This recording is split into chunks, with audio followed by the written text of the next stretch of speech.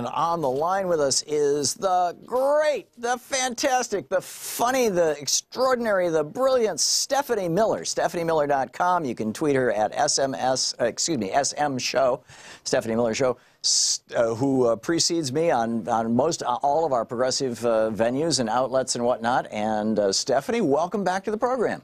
Tom, you are never more brilliant than when you're sucking up to me. Please continue, Professor. You're welcome.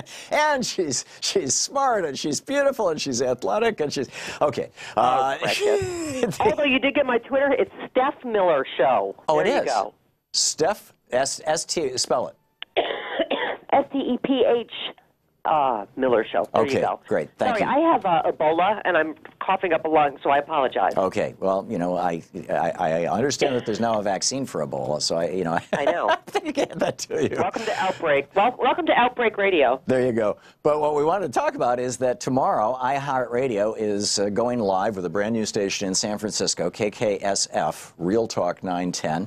And, in fact, their website just went live. If you go to realtalk910.com, you can see it. And this is a really cool thing. We're picking up a really big affiliate. Frankly, I think you and I should have this conversation tomorrow on the air to welcome our new listeners, and maybe we can revisit it. But yes. I did want to... I was told there was no market for liberal thought in San Francisco. What do you mean by this? Yeah, I've heard that too. But there's no liberals anywhere in the country, don't you know, Stephanie? Yes. I believe they told me that the second or third time I sold out the Orpheum Theater in San Francisco for Sexy Liberal. It was one of those times I was told there's no market of any kind for any sort of liberal thought. Exactly.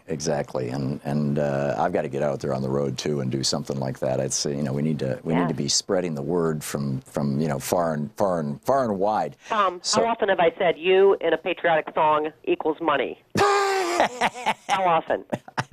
Too many times. I love it. Oh, Stephanie Miller. So, Stephanie, your thoughts on what's going on right now in the world? You know, between Trump, the whole Trump-Russia thing, the latest indictments, Trump going to North Korea. He seems to love dictators and strongmen. I'm not so much, you know, actual friendly countries. Yeah. Did you see that Fox News accidentally told the truth for the first time ever? Oh, my God. One of the Fox and Friends said the meeting of the two dictators. Seriously? Did not correct themselves. That's great. I don't know if you can see on Skype, I am wearing my I'm Sorry About Our President in Every Language T-shirt. Oh, marvelous. Yeah. Tom, how much more, I don't know, blatant does the treason have to get than what happened this weekend? Yeah. We are apparently at war with Canada. We are alienating every single one of our allies. I mean, and I don't know about you, but my jaw literally dropped when he said, why don't we let Russia back into the G7? Yeah. I was like, and then he said, oh, something happened. Yeah, right. And it's Obama's fault. Yeah. I mean, you just can't write this stuff. On foreign soil, he said this. Yeah, and you know, any Democrat who used to speak about anything on foreign soil would just get the skin peeled off them. And beyond that, you know, that's bad. But, I mean, go back a week and a half ago, and you've got a Chinese telephone manufacturer, two of them actually, ZTE and Huawei, who our Department of Defense determined have backdoors in their phones so that anybody using these phones in the United States, and there's millions of them in use right now, can have everything on their phone, from their phone conversations to their contact lists to their text messages, sucked up by Chinese intelligence.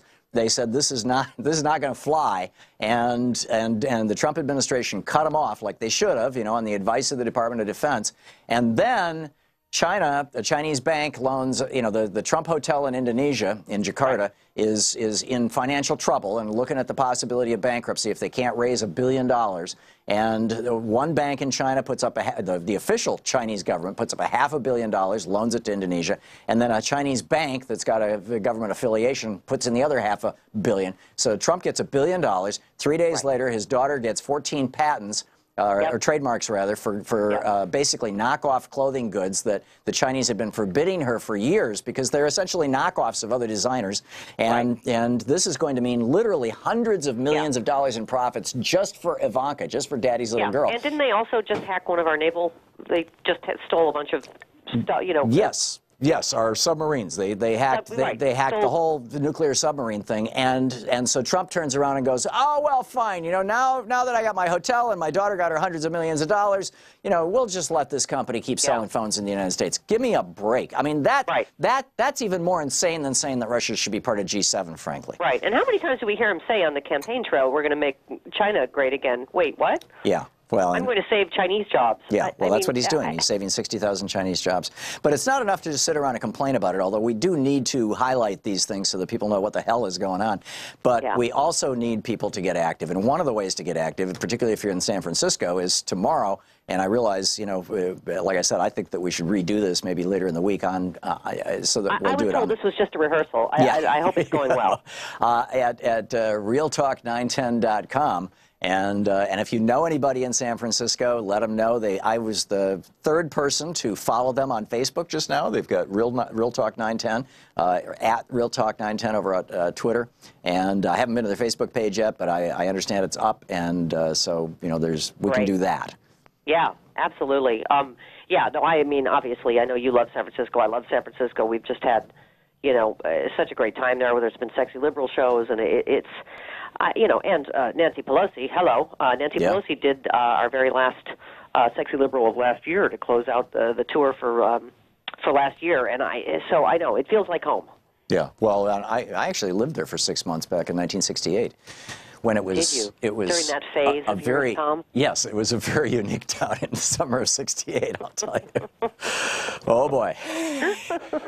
Yeah. Well, let's not get into the details of that. All right. Or how I made a living. So Stephanie, what do you see coming up on your show tomorrow? I'm not sure I'll still be alive. I'm not sure what phase Ebola is going to be at. It's going to be the Ebola watch, right? But, yeah, I mean, you know what, Tom, I'm sure you feel the same. How can you predict, not even by the time we finish this conversation, what he's going to have done by tomorrow? Yeah. Right? Did you see that they already said, oh, things are going so well, he's going to leave early? I'm like, he hasn't even met him yet. Like, right. I mean, you know that no matter what happens, they're going to spin it as a win for Trump. Of course. Right? I mean, they're already. It's all about the photo op. It always is with Trump. It's all about the photo op. Yeah, yeah. And Dennis Rodman's there, so what could go wrong, Tom? Yeah, which mystified me because I figured, you know, Trump probably had nothing to do with that because he does not want anybody hogging the cameras, and Dennis Rodman certainly has the ability to do that. So probably Kim invited him? Do you know anything about this? Well, I don't know. I know that he did. Trump mentioned that he was a great rebounder, which, as you know, is very apropos to a nuclear negotiation. Yes, yes. Yeah. Well, you never know. I mean, you know, if Rodman can help facilitate. I mean, as cynical as you and I are about Donald Trump, and his practices and policies and personality and porn stars. As cynical as we are about that, we are Americans, patriotic citizens who love our country first and foremost. And if this administration, by some you know, miracle, can pull a rabbit out of the hat and make something happen that's better for North Korea, South Korea, China, and the United States, but specifically the United States, then I'm fully supportive of that. I'm assuming you are too. Yeah, well, sure. You mean if our crazy can out-crazy their crazy? In a way that's not crazy, yeah. Yeah, I mean, but even they get what a pathetic, like, you know, desperate for approval, you know, a dictator he is. Like, South Korea was like, yeah, sure, give him the Nobel Prize. We don't care as long as we don't get blown up. You know, like, I mean, just they literally. I mean, that's what's sort of almost more horrifying. You know, is how other countries have figured out how they have to flatter him and suck up to him and give him credit. You know, because I think we've never seen a leader, Tom, that he only cares about him. He doesn't care about our country or any other country or anybody but himself. I mean, this is all about how do I look like this is a win. Yeah, it's a psychopathology sitting in the White House. I mean, it's like he's so easily diagnosed. Yeah. And people who say that people in the mental health profession shouldn't be diagnosing public figures, I completely disagree with that. You can sit across the desk from somebody, you know, an hour a week for a month and not have even begun to cut through the BS of all the stuff that they're telling you to try and impress you, you know, before you get to the reality of their personality. On the other hand, if you look at a public figure who has been so scrutinized for so many years, there's no BS there. I mean, you know, or you can determine quite quickly what it is. I think it's frankly easier to diagnose public personalities for things like these psychopathologies than it is to diagnose somebody sitting right across the desk from you. Yeah, well, and that being said, you are no Dr. Laura, sir, but No. Close enough. But yeah, I was rostered as a psychotherapist by the state of Vermont for a couple of years. So Okay. I have some small qualification, I suppose, and I've written a bunch of books on it. But the other thing is we had, back a year ago when Trump first took office, we had both a psychiatrist and a psychologist on this program who both said that their patient loads are just exploding. And the psychiatrist said that the number of people seeking basically the modern-day equivalent of Valium, something that'll help them with their anxiety, has just gone through the roof. No, my Happy Hour podcast has blown up because we're like, does Donald Trump make you want to drink and swear? And apparently the answer is yes for everybody. Yeah, there you go. So but, happy. Tom, I mean, on the serious side of that, though, we talked about this last week with Kate Spade and Anthony Bourdain, and and the report about how much the suicide rate has gone up. Yes. I mean, I don't want to blame Trump for everything, but I do blame him for a lot. That I do think that people are so stressed out beyond their normal life stress that people that are already vulnerable in dealing with depression or substance issues, he has created such a chaotic, absolutely right. negative atmosphere. Yeah, we're hitting the break here, Steph. You're absolutely right.